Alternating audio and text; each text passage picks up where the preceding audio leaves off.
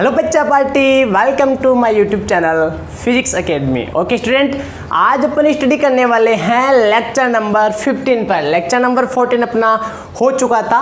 Lecture number जो 14 था वो था अपना 3 आवेशों के निकाय के कारण विद्युत स्थितिज ऊर्जा अपन ने निकाली थी। 3 आवेशों के निकाय के कारण। ओके, तो जो स्थितिज ऊर्जा निकालने का जो टॉपिक था वो अपना कंप्लीट हो गया था। ठीक है, आज अपन स्टडी करने वाले हैं लेक्चर नंबर 15 पर। ओके स्टूडेंट, तो स्टार्ट करते हैं अपन। देखिए लेक्चर नंबर 15, जो लेक्चर नंबर 15 है वो है एक समान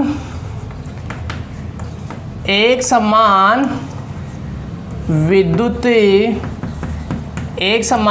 क्षेत्र में विद्युत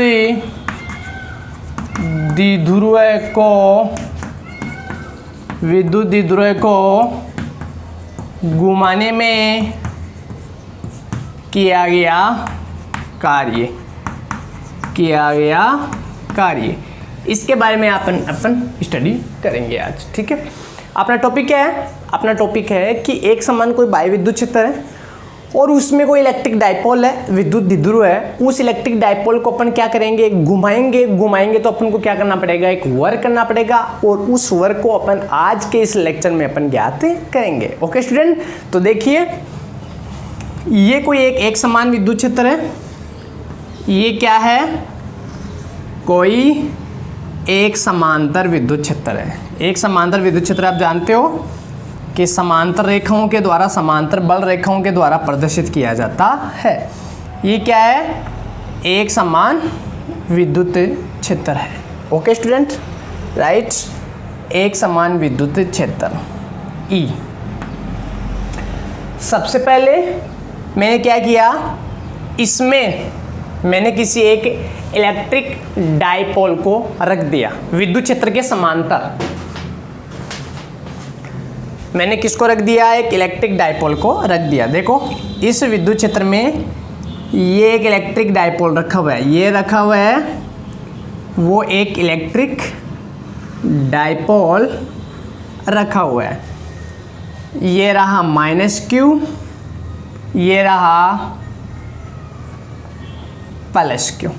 ओके, -Q +Q, एक क्या हो गया? इलेक्ट्रिक डाइपोल हो गया। ये इसका सेंटर पॉइंट। आप जानते हो इस इलेक्ट्रिक जो डाइपोल होती है, दोनों जो आवेशों की जो बीच की दूरी होती है बहुत ही न्यूनतम लेते हैं। चाहो तो आप 2L ले सकते हैं, चाहो तो आप 2A ले सकते हैं, चाहो तो आप केवल क्या ले सकते हो? d भी आप ले सकते हो। तो यहाँ अपन ले सकते हैं कि दोनों की जो बीच की दूरी है वो अपन d भी अपन क्या कर सकते हैं? ले सकते हैं। ये एक इलेक्ट्रिक डाइपोल है। चाहो तो d ले लो, चाहो तो दोनों के बीच की दूरी 2a ले लो, चाहो तो दोनों के बीच की दूरी 2l ले लो, या चाहो तो केवल d अपन ले लिया। ठीक है स्टूडेंट, ये अपना इलेक्ट्रिक डाइपोल था। मैं आपको ये बोलूँ कि इस समय इसके ऊपर कोई टॉर्क लग रहा है, कोई बल आघूर्ण लग रहा है? इस समय बिल्कुल भी नहीं लग रहा है। क्यों नहीं लग रहा है? इस पर इलेक्ट्रिक फोर्स लग रहा है वो ऐसे लग रहा है, इस पर इलेक्ट्रिक फोर्स लग रहा है वो ऐसे लग रहा है। ठीक है, तो क्या टॉर्क का निर्माण होगा? बिल्कुल भी टॉर्क का निर्माण नहीं होगा। टॉर्क का निर्माण क्यों नहीं होगा? क्योंकि टॉर्क का निर्माण कब होता है? जब दो असंगामी बल कार्य करते हैं। ऐसे बल, ओके, ऐसे बल जिनमें क्या होते हैं, जिनकी क्रिया रेखाएं होती है वो अलग अलग बिंदुओं से गुजरती है, तब टॉर्क का निर्माण होता है, अन्यथा निर्माण नहीं होता है। मैं आपको इधर साइड में बता देता हूँ कि जब एक फोर्स ऐसे लगे तो टॉर्क का निर्माण नहीं होता है।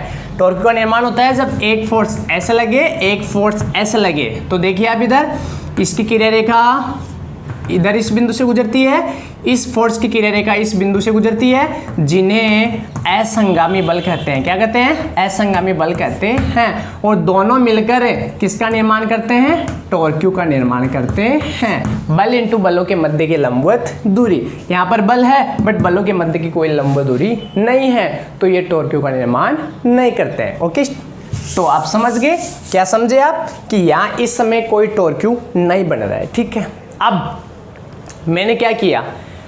मैंने इसे घुमा दिया। ठीक है, मैंने इसे, ये यहाँ पर 0 डिग्री है, मैंने इसे एंटी क्लॉकवाइज हुई, क्लॉकवाइज, एंटी क्लॉकवाइज मैंने इसे ऐसे घुमा दिया। देखिए ऐसे मैंने क्या कर दिया, इसे एंटी क्लॉकवाइज के रूप में मैंने इसे घुमा दिया। तो क्या हो जाएगा, इसको मैंने घुमाया तो ये जो मेरा इलेक्ट्रिक डाइपोल है वो ऐसे हो जाएगा, ये इलेक्ट्रिक डाइपोल हो गया। ये क्या हो गया, इलेक्ट्रिक डाइपोल। यहाँ पर आपका कौन सा है, इसको मैंने ये चार्जेस को मैंने ऐसे घुमा दिया तो ये तो आपका प्लस क्यू और ये कौन सा आ गया, माइनस क्यू। ओके स्टूडेंट, इसकी जो प्रारंभिक स्थिति है वो है 0 डिग्री, इसकी प्रारंभिक स्थिति 0 डिग्री है और इसकी अंतिम स्थिति जो है मैंने ले लिया कुछ में, मान लो मैंने थीटा नोट ले लिया। 0 डिग्री से ये इलेक्ट्रिक डाइपोल है, ये इसकी अभी जो विद्युत क्षेत्र से जो एंगल है, विद्युत द्विध्रुव आघूर्ण आप अच्छी तरीके से जानते हो कि विद्युत द्विध्रुव जो आघूर्ण होता है, विद्युत द्विध्रुव आघूर्ण, विद्युत द्विध्रुव आघूर्ण जो होता है वो होता है P बराबर क्यू डी। P बराबर क्या होता है, क्यू डी, क्योंकि मैंने दोनों आवेशों के बीच की दूरी को मैंने क्या लिया है, स्मॉल डी लिया है। जैसे ये रही वो दूरी तो ये मैंने स्मॉल डी लिया, तो ये क्या हो गया, विद्युत द्विध्रुव आघूर्ण। तो स्टार्टिंग के केस में जो विद्युत द्विध्रुव आघूर्ण है P वेक्टर है, उसकी डायरेक्शन कितनी है, इलेक्ट्रिक फील्ड की डायरेक्शन से कितनी है, इलेक्ट्रिक फील्ड की डायरेक्शन ऐसे है, तो विद्युत द्विध्रुव आघूर्ण की डायरेक्शन भी इसकी दिशा में माइनस से प्लस की ओर, तो कितना है 0 डिग्री। तो मैंने 0 डिग्री एंगल पर एक इलेक्ट्रिक डाइपोल था विद्युत क्षेत्र में, उसको मैंने एंटी क्लॉकवाइज घुमा दिया। तो अब इसकी जो अंतिम स्थिति है थीटा नोट ले लिया, प्रारंभिक स्थिति 0 डिग्री और दोनों के बीच का जो एंगल है मैंने कितना ले लिया, थीटा ले लिया। मेरी बात आपको अच्छी तरीके से समझ में आ गई कि दोनों के बीच में पहले ऐसे था, अब ये ऐसे घुमा दिया तो दोनों के बीच में एंगल कितना हो गया, थीटा हो गया। और जबकि पहले कितना था, 0 डिग्री था, अब अंतिम स्थिति कितनी होगी, थीटा नॉट होगी और दोनों के बीच अंतिम स्थिति माइनस प्रारंभिक स्थिति एक एंगल आएगा जो कि कितना एंगल घुमा दिया आपने, थीटा एंगल आपने घुमा दिया। तो अब बताइए, स्टार्टिंग में तो क्या था, जो टॉर्क था वो 0 था। अब क्या इस पर, अब जो आपको इलेक्ट्रिक डाइपोल दिखाई दे रहा है, क्या आपको यहाँ इस पर क्या कोई टॉर्क होगा, कोई बल आघूर्ण होगा, तो उसके बारे में अब अपन जांच करते हैं। ठीक है, ये रहा पॉजिटिव चार्ज। पॉजिटिव चार्ज पर जो फोर्स लगता है वो इलेक्ट्रिक फील्ड की डायरेक्शन में लगता है। ये इधर फोर्स लग गया, F बराबर क्या लग गया, QE। ओके स्टूडेंट, ये नेगेटिव चार्ज है, इस नेगेटिव चार्ज पर जो फोर्स लगा वो फोर्स लग गया F बराबर माइनस QE, जो इलेक्ट्रिक फील्ड के ऑपोजिट होता है। तो देखिए आप, दो फोर्स है, एक फोर्स इधर है और एक फोर्स क्या है, इधर है। ओके, और ये दोनों के बीच की क्या आ जाएगी, एक लंब दूरी आ जाएगी, जो इसमें अपन को कोई मतलब नहीं है, ये दोनों के बीच के लंब दूरी आ जाएगी। ये संगामी बल है, ये असंगामी बल है, इसकी क्रिया रेखा इधर से गुजर रही है, इसकी क्रिया रेखा इधर से गुजर रही है। तो कुल मिला के जो दोनों फोर्स है वो असंगामी बल है और दोनों फोर्स टॉर्क का निर्माण करेंगे, बल आघूर्ण का निर्माण करेंगे। मैं यहाँ पर आपको ये बता दूं कि बल आघूर्ण के बारे में अपन ज़्यादा जोर क्यों दे रहे हैं, क्योंकि अपनी जो हेडिंग है यहाँ वो है घुमाने में किया गया कार्य, घुमाने में किया गया कार्य। अब मैं आपको बता दूं, अच्छे तरीके से आपको पता होगा कि कार्य निकालने के लिए आपके पास एक सूत्र है, वो तो है फोर्स ए डॉट प्रोडक्ट और यहाँ पर क्या आ जाएगा, डिस्प्लेसमेंट। क्या आ जाएगा, displacement. Work is equal to होता है फोर्स इनटू डिस्प्लेसमेंट। अच्छी तरीके से पता है आपको, यदि कोई विस्थापन होता है तो इतना वर्क होता है, W बराबर बल इनटू विस्थापन। बट एक बात यहाँ अपने समझ में नहीं आई कि अपने पास कोई डिस्प्लेसमेंट नहीं है। क्या जो इलेक्ट्रिक डाइपोल था क्या उठ के कहीं दूसरी जगह पर चला गया? बिल्कुल भी नहीं गया। क्या वो रेखीय विस्थापित हो गया? बिल्कुल भी नहीं हुआ। तो फिर वर्क कैसे होगा? तो मैं आपको बता दूं कि जब घुमाया जाता है तो फोर्स की जगह क्या आता है, फोर्स की जगह टॉर्क्यू आता है, एंड डिस्प्लेसमेंट की जगह क्या आता है, एंगुलर डिस्प्लेसमेंट आ जाता है, एंगल आ जाता है, एंगुलर डिस्प्लेसमेंट बोल दो आप, या फिर एंगल आ जाता है वर्क निकालने के लिए। तो बताइए यहाँ पर ये लगेगा, बिल्कुल नहीं लगेगा। यहाँ पर वर्क कैसे निकालेंगे, इस फॉर्मूले से। इस फॉर्मूले को निकालने के लिए मुझे क्या चाहिए, मुझे टॉर्क्यू चाहिए। मुझे क्या चाहिए, मुझे टॉर्क्यू चाहिए। ओके स्टूडेंट, तो मेरी बात समझ गया कि मैं टॉर्क्यू पे इतना ज़्यादा जोर क्यों दे रहा हूँ, क्योंकि मुझे टॉर्क्यू ही निकालना है। टॉर्क्यू निकालूंगा तो मैं क्या निकालूंगा, मैं वर्क भी ज्ञात कर लूंगा। ओके, समझ गया, तो इसे मैं मिटा देता हूँ। तो देखिए आप, यहाँ टॉर्क्यू का निर्माण होगा। एक बार वापस से मैं बता देता हूँ, एक इलेक्ट्रिक फील्ड है, उस इलेक्ट्रिक फील्ड में एक डायपोल रखा हुआ है। स्टार्टिंग में उसकी जो कोणीय स्थिति है वो इलेक्ट्रिक फील्ड से 0 डिग्री है। मैंने उसे एंटी क्लॉकवाइज घुमा दिया। मैंने जब एंटी क्लॉकवाइज घुमा दिया तो उसकी अंतिम कोणीय स्थिति इलेक्ट्रिक फील्ड से कितनी हो गई, थीटा नॉट हो गई। और जब मैंने एंगल निकाला कि अंतिम स्थिति माइनस प्रारंभिक स्थिति, तो मैंने एंगल मान लिया थीटा एंगल हो गया। ठीक है, तो इस सेकेंड वाली स्थिति में जो P है माइनस से प्लस की ओर, उसकी डायरेक्शन तो हो गई ये माइनस से प्लस की ओर, ये तो आ गया P माइनस से प्लस की ओर, विद्युत ध्रुव आघूर्ण P। और ये किसकी डायरेक्शन है, ये डायरेक्शन है इलेक्ट्रिक फील्ड की। तो इलेक्ट्रिक फील्ड और P के बीच में जो एंगल है वो कितना है बताइए, विद्युत ध्रुव आघूर्ण और विद्युत क्षेत्र के बीच का जो एंगल कितना है, थीटा है। इतनी बातें आपके समझ में आ गई, तो मैं अपना टॉपिक स्टार्ट करता हूँ और यहाँ पर लैंग्वेज लिखता हूँ। ठीक है, ओके, तो लैंग्वेज यहाँ पर लिखता हूँ मैंने क्या लिखा, माना कोई एक समान विद्युत क्षेत्र है। माना कोई एक समान विद्युत क्षेत्र है जिसमें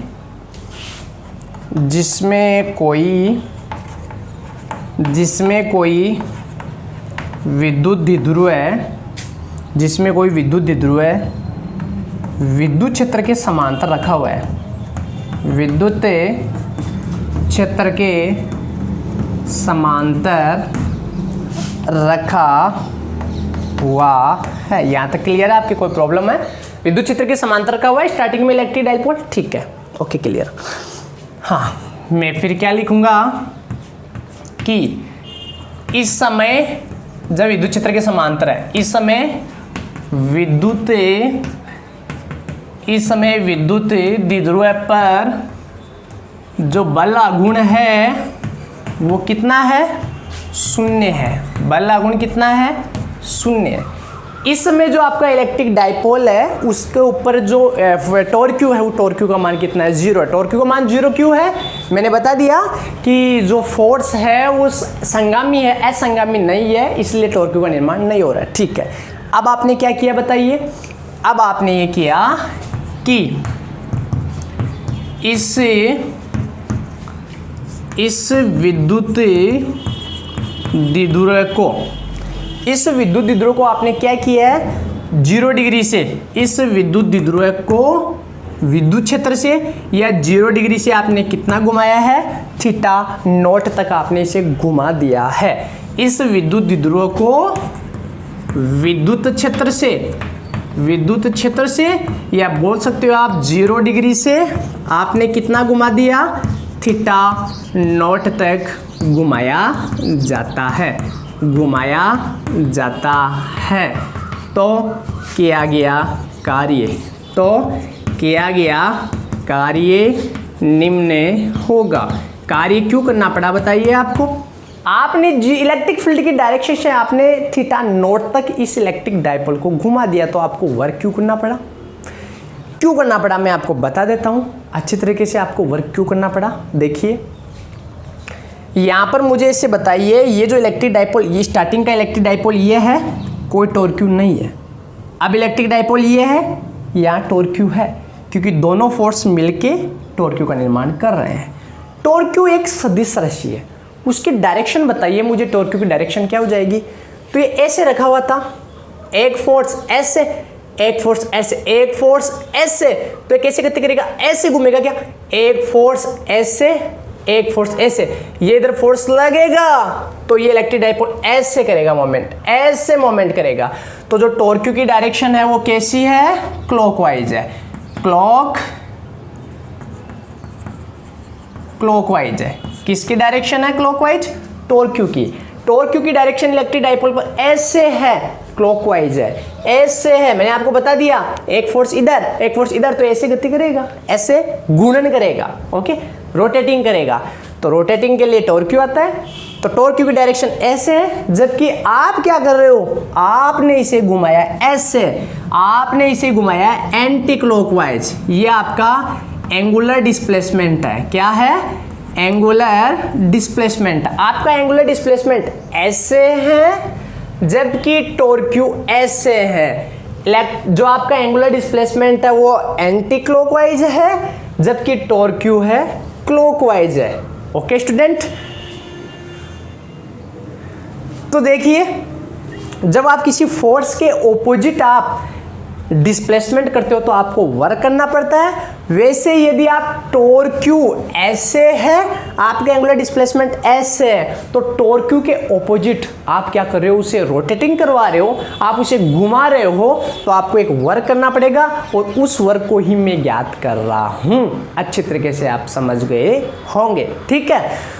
तो यहां पर वर्क बराबर क्या आ जाएगा, बताइए कौन सी कंडीशन है, रोटेटिंग वाली है या फिर एक सिंपल मोशन है, एक डिस्प्लेसमेंट, नॉर्मल डिस्प्लेसमेंट हो रहा है, एंगुलर डिस्प्लेसमेंट, एंगुलर डिस्प्लेसमेंट हो रहा है। तो मैंने आपको वर्क वाला फॉर्मूला बता दिया था कि W बराबर क्या होता है, W बराबर होता है टो, और क्या होता है, डी थीटा होता है। ओके, ये था वर्क बराबर, ये फॉर्मूला होता है। यहाँ पर डॉट प्रोडक्ट होता है, ठीक है, कि दोनों वेक्टर होते हैं, डॉट प्रोडक्ट होता है। ये है वर्क का फॉर्मूला, ठीक है। अब ये फॉर्मूला तो कब लगाया जाता है, जब जो आपका टॉर्क क्यू, जो मैंने आपको बताया था मेन, ये जब फॉर्मूले कब होते हैं, जैसे आप निकालो W बराबर आप निकालो फोर्स इनटू डिस्प्लेसमेंट, तो ये फॉर्मूला कब होता है, जब आपका जो फोर्स है वो कांस्टेंट हो, फोर्स क्या हो, कांस्टेंट हो।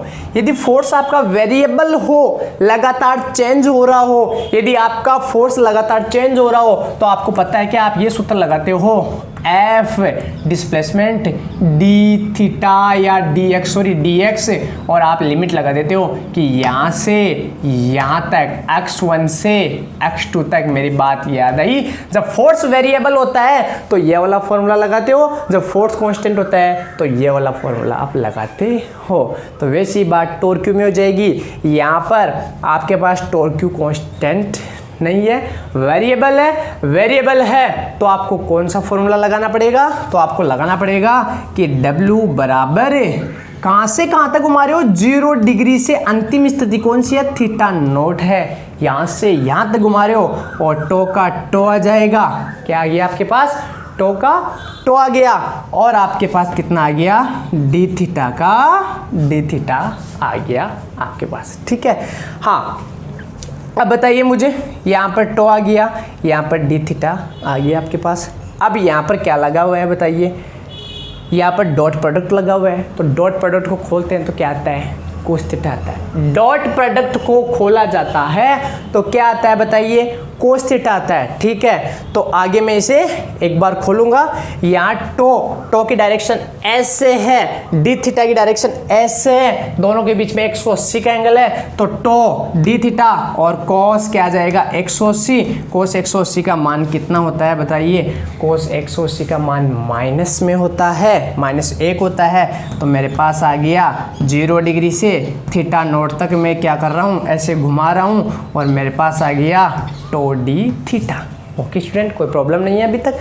अब टो का मान कितना है, यहाँ पर टो का मान बताइए आप, here tau is equal to, बताइए टो बराबर क्या हो जाएगा, तो यहाँ पर ये तो रहा P, ये रहा ई, दोनों के बीच का एंगल थीटा, तो यहाँ पर टो बराबर हो गया P E sine theta, tau बराबर पी ई साइन थीटा, जो ऑलरेडी आप डेरिवेशन निकाल चुके हो टो की।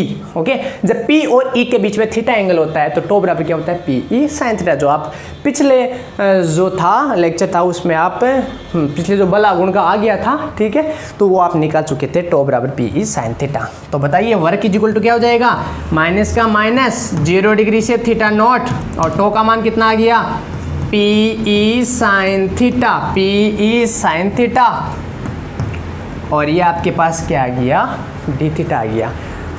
टो का मान तो आ गया पी ई साइन थीटा, और आपके पास डी थीटा की वैल्यू क्या आ गई, ऐसी की ऐसी आपके पास डी थीटा की वैल्यू आपके पास ऑलरेडी आ चुकी है।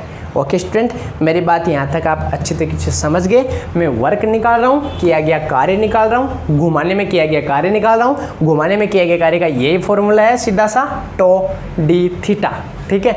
बट यहाँ टो और क्यू कांस्टेंट नहीं है, वेरिएबल है, वेरिएबल हो तो यहाँ पर यहाँ से यहाँ तक लिमिट वाला फॉर्मूला लगेगा, तो लिमिट वाला फॉर्मूला ये लग जाएगा, टो बराबर पी ई साइन थीटा होता है, क्योंकि देख लीजिए आप ई की डायरेक्शन ऐसे है, पी की डायरेक्शन ऐसे है, दोनों के बीच में थीटा एंगल है, इसलिए टो बराबर क्या हो गया पी ई साइन थीटा हो गया। ओके, तो अब बताइए W इक्वल टू क्या हो जाएगा, जो कांस्टेंट है उसको बाहर निकाल दीजिए, तो माइनस पी बी कांस्टेंट है, ई बी कॉन्स्टेंट है, और 0 डिग्री से थीटा नॉट तक, और साइन थीटा का आप कीजिए समाकलन, तो साइन थीटा का समाकलन क्या होता है बताइए, साइन का अवकलन तो कोस होता है, साइन का समाकलन माइनस का कोस थीटा होता है, साइन का समाकलन माइनस का क्या हो गया कोस थीटा हो गया, ठीक है। तो माइनस का कोस थीटा हो गया, तो वर्क इज इक्वल टू क्या हो जाएगा, माइनस को बाहर ले लो और पी ई, और लिमिट रख दो cos upper limit theta naught, लो लिमिट कितना हो गया कॉस 0। ओके, तो क्या हो गया बताइए पीई, वो साइन थीटा का जो आपने समाकलन किया था माइनस का कोस थीटा हो गया था, तो माइनस का कोस थीटा साइड में आ गया और प्लस हो गया, कोस थीटा अपर लिमिट रख दी, upper limit minus low limit रख दी, ठीक है। तो W इज इक्वल टू क्या आ गया मेरे पास पीई, और क्या आ गया कॉस थीटा नॉट, और क्या आ गया माइनस का माइनस, कोस 0 की वैल्यू कितनी होती है, कोस 0 की वैल्यू होती है 1, तो ये अपने पास फॉर्मूला आ गया कोस थीटा नॉट -1, क्या आ गया अपने पास कोस थीटा नॉट, और माइनस का क्या आ गया 1 आ गया, ठीक है। यदि मैं ऐसे करूं W बराबर माइनस का ले लिया, माइनस कॉमन ले लूं, तो पी ई बराबर मेरे पास क्या आ जाएगा 1 माइनस कोस थीटा नॉट मेरे पास आ जाएगा। ओके, मैं यहाँ माइनस बाहर ले लूँ तो क्या आ जाएगा, ये माइनस का हो जाएगा प्लस का आ जाएगा, मेरे पास वर्क आ गया minus K P E 1 minus cos theta naught, minus K P E 1 minus cos theta naught, ये मेरे पास वर्क आ गया। कौन सा वर्क आ गया, एक समान विद्युत क्षेत्र में विद्युत द्विध्रुव को घुमाने में किया गया कार्य आ गया मेरे पास, W बराबर minus P E 1 minus cos theta not. Okay student, मेरी बात आप समझ गए अच्छी तरीके से कि एक समान विद्युत क्षेत्र है, उस एक समान विद्युत क्षेत्र में एक डायपोल रखा हुआ था, समांतर रखा हुआ था, पहले 0 डिग्री एंगल पर था, आपने घुमा दिया, अंतिम स्थिति आपने थीटा नॉट लेकर चले गए, दोनों के बीच का डिस्प्लेसमेंट आपको थीटा प्राप्त हुआ, तो क्या हुआ टॉर्क क्यू की डायरेक्शन ऐसे है, जबकि आप डिस्प्लेसमेंट ऐसे कर रहे हो, दोनों के बीच में 180 का एंगल है, तो सीधी सी बात है टॉर्क क्यू के ऑपोजिट आप वर्क कर रहे हो तो आपको वर्क करना पड़ेगा, और ये वर्क का फॉर्मूला आ गया 0 डिग्री से थीटा नॉट तक घुमाया आपने, और ये आ गया टो डी थीटा, और ये यहाँ पर क्या आ गया कोस 180, तो बताइए कोस 180 आ गया, बट टो और डी थीटा के बीच टो ऐसे है, डी थीटा ऐसे है, ऑपोजिट हो गया, 180 आ गया, माइनस का आ गया, टो का मान आप जानते हो, टो का मान कितना है P और E के बीच का एंगल थीटा है, तो टो बराबर हो गया पी ई साइन थीटा, मैंने रख दिया, साइन थीटा का मैंने समाकलन कर दिया, हो गया, वैल्यू रख दी, W बराबर minus P E 1 minus cos theta not अपने पास किया गया वर्क आ गया। तो आपके पास वर्क क्या आ गया minus K P E 1 minus cos theta not. जल्दी से आप फटाक से इसका स्क्रीनशॉट ले लीजिए ताकि अगला अपन वर्किंग करते हैं। ओके, तो आपने इसका स्क्रीनशॉट ले लिया होगा, मैं मिटा देता हूँ इसे, ये लो अपन इसे मिटा दिया। अभी इंटरेस्टिंग टॉपिक और बाकी है, अभी ये लो मिटा दिया, ठीक है। तो अपने पास बताइए वर्क क्या आया था अपने पास जो वर्क है वो वर्क आया था माइनस के PE1 minus cos theta naught. ये अपने पास वर्क आ गया था। मैं आपको कुछ बताने वाला हूं अब कि वर्क कौन सा आया, क्या इलेक्ट्रिक फील्ड के द्वारा किया गया, क्या इलेक्ट्रिक फील्ड के द्वारा किया गया वर्क आया, मतलब जो या फिर आपने बाह्य बल द्वारा किया गया कार्य आया। आपने बाह्य बल मतलब समझ रहे हो कि ये जो वर्क कौन सा आया, टॉर्क क्यू इधर था, आपने खुद ने एक फोर्स लगा के आपने खुद ने इसे क्या किया है, ऐसे घुमाया है, तो ये किया गया कार्य आपके पास आ गया। यदि टॉर्क क्यू के अकॉर्डिंग ही मतलब इलेक्ट्रिक फील्ड के कारण, इलेक्ट्रिक फील्ड है, ये इलेक्ट्रिक फील्ड है, तो आप यदि इसे नहीं घुमाओ, ये तो आपके द्वारा किया गया कार्य है, टॉर्क क्यू के ऑपोजिट किया गया कार्य है। यदि टॉर्क क्यू के कारण ही, बल आघूर्ण के कारण ही यदि मैं क्या निकालना चाहूँ, वर्क निकालना चाहूँ, तो वो वर्क क्या आ जाएगा भाई, ये तो किसके द्वारा है, ये तो आपने क्या किया है इसे कि आपने खुद ने क्या किया है कि टॉर्क क्यू इधर था और आपने खुद ने डिस्प्लेसमेंट इधर किया है, तब का ये क्या है, वर्क है। ओके, तो मैं बोल सकता हूँ कि ये तो एक है ना, ये तो एक बाह्य बल द्वारा किया गया कार्य, बाह्य बल द्वारा किया गया कार्य है। बाह्य बल का मतलब समझ गए, यहाँ पर भाई डिस्प्लेसमेंट तो है नहीं, मतलब एक अपना एक खुद का एक बल आघूर्ण के द्वारा किया गया ये कार्य है। यदि ऐसा नहीं हो और बल आघूर्ण की दिशा में किया गया कार्य क्या आ जाएगा, बल आघूर्ण की दिशा में किया गया कार्य क्या आ जाएगा, ये तो क्या था, ये तो बल आघूर्ण के ऑपोजिट था, बल आघूर्ण के विरुद्ध किया गया कार्य था। ओके, ये था बल आघूर्ण के विरुद्ध किया गया कार्य था, जो कि नेगेटिव में आ गया। नेगेटिव में क्यों आया, क्योंकि आपका जो टॉर्क की जो डायरेक्शन थी वो ऐसे थी और जो डिस्प्लेसमेंट की डायरेक्शन थी वो एंटी क्लॉकवाइज थी, टॉर्क की क्लॉकवाइज थी, इसलिए नेगेटिव आ गया। यदि आप टॉर्क के द्वारा ही वर्क निकालना चाहते हो तो टॉर्क की डायरेक्शन ऐसी होगी और डिस्प्लेसमेंट भी उस तरफ ही होगा, तो आपके पास वर्क आ जाएगा PE1 minus cos theta naught. मेरी बात समझ गए, दोनों फॉर्मूलों में क्या डिफरेंट है, दोनों फॉर्मूलों में डिफरेंट है कि इस वाले फॉर्मूले में आप टॉर्क के ऑपोजिट वर्क कर रहे हो और इस वाले फॉर्मूले में जो टॉर्क है उसी की दिशा में वर्क हो रहा है, W बराबर टॉर्क के कारण ही। जैसे मान लो आपने अच्छी तरीके से पढ़ा था कि जैसे मान लो फोर्स है, उस फोर्स की दिशा में यदि डिस्प्लेसमेंट हो तो वो वर्क क्या आता है, वो वर्क पॉजिटिव आता है, और यदि क्या होता है, जो फोर्स होता है उसके ऑपोजिट यदि वर्क आता है तो वो जो वर्क आता है वो वर्क क्या आता है, नेगेटिव आता है। ऑपोजिट आता है वो वर्क नेगेटिव आता है, फोर्स के डायरेक्शन में जो वर्क आता है वो पॉजिटिव आता है। दोनों में ये फर्क है, बाकी कोई फर्क नहीं है। ओके स्टूडेंट, तो ये था अपना इलेक्ट्रिक डाइपोल को घुमाने में किया गया कार्य। विद्युत क्षेत्र में इलेक्ट्रिक डाइपोल है, उसको घुमाने में किया गया कार्य मेरे पास अच्छे तरीके से आ गया। ये टॉर्क क्यू के ऑपोजिट है, ये टॉर्क क्यू के अनुदिश है। ओके, तो ये हो गया। अब यहाँ पर अपन क्या लेते हैं, कंडीशन लेते हैं। कंडीशन क्या है, कंडीशन ये है, फर्स्ट कंडीशन ये है कि थीटा नोट बराबर कितना हो, 90 डिग्री हो। थीटा नोट बराबर 90 डिग्री का मतलब क्या हुआ कि आपने इस इलेक्ट्रिक डाइपोल को ऐसे घुमा दिया है, अंतिम स्थिति 90 डिग्री समझ गए, आपने ऐसे सीधा घुमा दिया है। तो यहाँ पर वर्क कितना आ जाएगा, आपके पास वर्क आ जाएगा, वो आ जाएगा PE1 माइनस कॉस 90, और कॉस 90 बोले तो क्या हो जाएगा बताइए, कॉस 90 का मान 0 हो जाएगा, और आपके पास कितना आ जाएगा, W बराबर आपके पास क्या आ जाएगा, PE आ जाएगा, क्योंकि कोस 90 का मान कितना आ गया, 0, और क्या आ गया, PE आ गया। दूसरा ये है कि थीटा नोट बराबर कितना हो, थीटा नोट बराबर 180 हो, तो 180 का मतलब आप समझ गए। ओके, 180 का मतलब क्या होता है मैं आपको बता देता हूँ कि आपका इलेक्ट्रिक डाइपोल ऐसे था, आपने इलेक्ट्रिक डाइपोल को उठा के 180 एंगल पे घुमा दिया, मतलब माइनस वाला इधर आ गया, प्लस वाला इधर आ गया, तो 180 पे घुमा दिया तो क्या हो जाएगा, PE, और क्या आ जाएगा 1 माइनस कोस 180, 1 माइनस कोस 180 का मान माइनस होता है, तो क्या हो गया माइनस 1 माइनस प्लस, और यहाँ पर अपने पास क्या आ जाएगा, देखिए इधर cos 180 -1 -1 माइनस प्लस, और आ गया अपने पास क्या आ गया 2PE अपने पास वर्क आ गया। थर्ड जो कंडीशन है वो थर्ड कंडीशन अपनी ये है कि थीटा नॉट बराबर 0 डिग्री हो, तो 0 डिग्री का मतलब समझ गए आप। 0 डिग्री का मतलब क्या हुआ कि जो इलेक्ट्रिक डायपोल है ऐसे ही है, आपने इसे नहीं घुमाया तो कोई वर्क होगा क्या, नहीं होगा। तो अपन सूत्र से देखते हैं, W बराबर क्या हो जाएगा PE1 माइनस क्या हो जाएगा cos 90 की जगह आ गया 0 डिग्री, cos 0 का मान 1 में से कट गया, कितना आ गया वर्क, कोई वर्क नहीं हुआ।